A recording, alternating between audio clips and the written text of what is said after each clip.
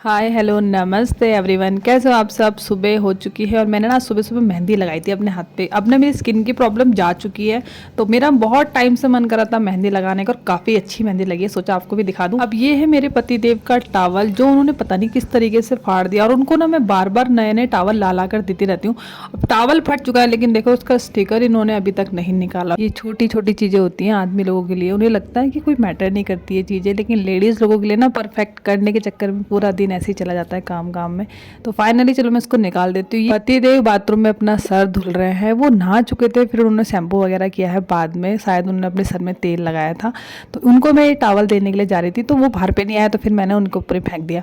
तो ऐसी मस्ती तो मैं हर समय ही करती रहती हूँ। मैं थोड़ी सी चुलबुली हूँ अपनी फैमिली में, मुझे ना अच्छा लगता है बच्चों के साथ और अपने हस्बैंड के साथ मस्ती करना, या फिर जो भी बंदा मेरे जैसा हो। मम्मी के घर पे गई थी मैं, ये वाली बेडशीट लेकर आई थी, थोड़ी सी वार्म है ये बेडशीट, सस्ती सी बेडशीट है जो आपको कहीं भी लोकल शॉप पे आराम से मिल जाएगी। तो एक दो विंटर के लिए अगर आप खरीदना चाहते हो तो आप ले लेना, और मैं तो ले आई थी। और ये थी मेरी प्यारी सी मशीन जो 4-5 दिन से बाहर ही रखी हुई है, बाहर के रूम में। मैं डेली सोचती हूँ उस पर कुछ अपना काम करूँ, लेकिन कर नहीं पाती हूँ। बच्चों के फटे पुराने मैंने ठीक कर दिए थे। अब यहाँ पे रखे थे मेरे ब्लाउज़ वगैरह, यहाँ पे 3-4 ब्लाउज है। आजकल मैं थोड़ी सी मोटी हो गई हूँ, पता नहीं क्या बात है, मुझे सारे ब्लाउज टाइट आ रहे हैं। तो ये ब्लाउज की फिटिंग करने के लिए मैंने यहाँ पे रखे हुए थे। जैसे ही मुझे टाइम मिलेगा तो ये काम भी मैं अपना फिनिश कर दूंगी। अब मैं बच्चों के लिए फ्रूट निकाल रही थी। मेरे दिमाग में आया एक सॉलिड सा आइडिया, क्यों नहीं ठंडे ठंडे फ्रूट मैं अपने बच्चों को और हस्बैंड के फेस पे लगाती हूँ। तो मुझे ना सामान को, किसी भी सामान को देखते ही मस्ती एकदम से आ जाती है मेरे दिमाग के अंदर कि मुझे क्या करना है। तो अब देख लो, अब मैं वीडियो बना रही थी, नॉर्मल वीडियो बना रही थी मैंने कुछ नहीं सोचा था, पर लेकिन जैसे मैंने ये उठाए, अब मैं चली गई बच्चों के पास। पहले मैंने उनके फेस पे टच किया। अब जेनिसा तो यहाँ थोड़ा सा बिदक गई कि मम्मी मत लगाओ, मुझे ठंडा लग रहा है, और नोनू ने अपना मुंह छुपा लिया, उसको मैं टच करा रही तो उसको नहीं हुआ। फिर मैंने दोबारा इसको लगाया तंग करने के लिए। अब राज यहाँ पे अपना हेड वॉश करके आ चुके थे, इनको मैंने लगाया, इनको कुछ नहीं हुआ। ऐसा लगा ये तो मर्द को दर्द नहीं होता, वो वाली बात होगी। अब यहाँ पे मैंने एक गलती भी कर दी थी, इन्होंने ये फ्रूट देख लिए थे, अब कह रहे थे हमें ये फ्रूट खाने हैं। ठंडे ये फ्रूट थे, राज मुझे डांट रहे हैं यहाँ पे कि ठंडे फ्रूट बच्चों को क्यों खिला। फिर मैंने इनसे वापस लेके रख दिया। अब ये हमारे हीटर की रॉड जल गई थी, जली तो जली, ये साइड से टूट गई, और ये चमत्कार कैसे हुआ पता नहीं। अब पतिदेव को बोल रही थी मैं कि देखो ये कैसे टूट गई। अब जितना ठंडा आजकल हो रहा है तो बिना हीटर के तो काम नहीं चलने वाला। तो तब तक यहाँ पे ना राज बोल रहे थे मुझे कि कोई बात नहीं, मैं लेकर आ जाऊंगा। मैंने इनकी तरफ कैमरा घुमाया तो देखा बाल इनके किसकी तरह खड़े हो रहे हैं, इनके हो रहे करूर सिंह की तरह। ऐसा हेयर स्टाइल देख के सबके जुबान पे एक ही नाम आता है, करूर सिंह। तो यहाँ पे मैंने बोली कि जाओ अपने बालों को ठीक करके आओ, शीशे में इनको बिठा के आओ, नीचे एंटीने की तरह खड़े हो रहे। और मैं जा रही हूँ रॉड लेने, क्योंकि रॉड तो लानी पड़ेगी। राज को मैं अभी बोलूंगी ना, 4 बार बोलना पड़ेगा, वो नहीं लाने वाले हैं। तो मैं गई बाहर और मैं रॉड लेकर फटाफट से आ गई।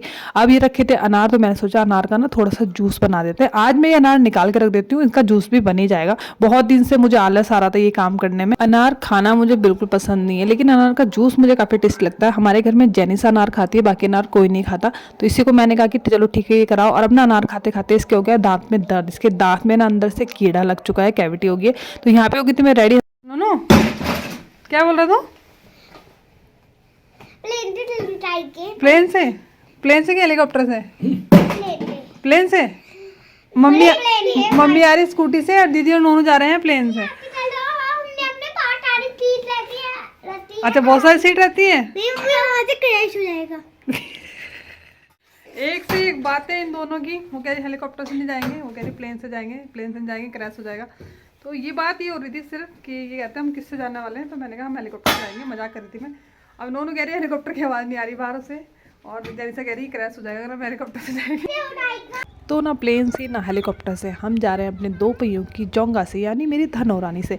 और हम जा रहे हैं जेनिसा के टीथ चेक कराने डेंटल हॉस्पिटल।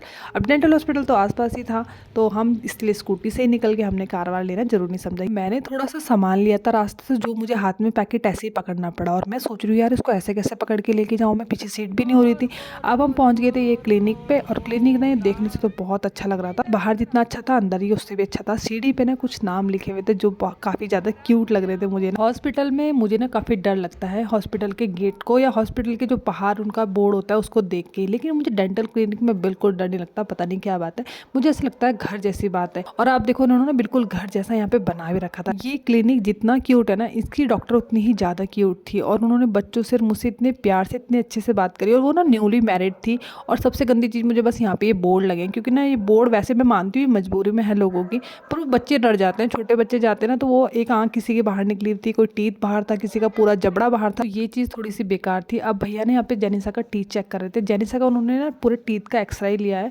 वो कह रहे थे जो पहले दूध के दांत आते हैं, प्राइमरी दांत आते हैं, वो ना इसमें कैविटी लग चुकी है, और जो दांत परमानेंट आने वाले हैं पीछे से, उनमें थोड़ा सा भी टाइम है, तो इसमें वो कह रहे थे थोड़ा सा ट्रीटमेंट की ज़रूरत है, इसी वजह से पेन हो रहा है, अंदर पस जैसी भी उसमें हो रही थी। फिर उन्होंने कुछ दवाइयाँ वगैरह लिख दी थी। अब मेरे पति लगता है मुझे मुझसे काफ़ी परेशान हो चुके हैं, वो मुझे यहाँ पे स्कूटी पे छोड़ के भाग गए, और मैं बोल रही हूँ क्यों, कह रहे हैं कि वॉक करके आओ, और दूध का डब्बा मुझे पकड़ा दिया, बच्चे भी साथ में लेके चले गए। और यहाँ पे ना काफ़ी दूर तक बच्चे मुझे देखते रहे कि मम्मी क्यों नहीं आ रही है। मुझे भी काफ़ी अजीब लग रहा था कि बच्चे बार बार देख रहे हैं कि मम्मी क्यों नहीं आ रही। फिर मैंने सोचा चलो ठीक है, थोड़ा सा वॉक हो जाएगी शाम को, और यहाँ तक तो मैं आती हूँ गर्मी के टाइम पे 2 किलोमीटर है, लेकिन सिटी के बीच से है तो कोई प्रॉब्लम वाली बात नहीं। डब्बा मेरे हाथ में, सामान भी मेरे हाथ में, जैसे तैसे पहुंची मैं घर, और रात को खाना वाना मैंने बनाया।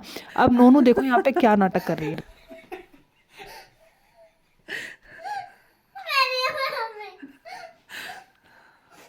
भूत आने वाले, सो जा भाई, 12 बज गए। कब सोएगी?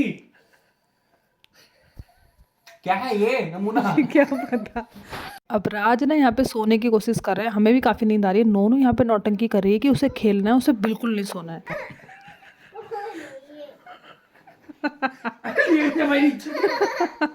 तो आज नोनू का मूड काफ़ी ज़्यादा ख़राब है, पता नहीं क्यों ख़राब है। कभी कभी बच्चे करते हैं जिद। अगर आपने भी बचपन में ऐसे कभी जिद करी तो मुझे कमेंट करके ज़रूर बताना। और बच्चे ना काफ़ी क्यूट भी लगते हैं, मैं तो हंस हंस के यहाँ पे पागल हो गई थी। अगर आपको वीडियो अच्छी लगे, आज का व्लॉग अच्छा लगे, तो वीडियो को लाइक करके जाना। Bye bye.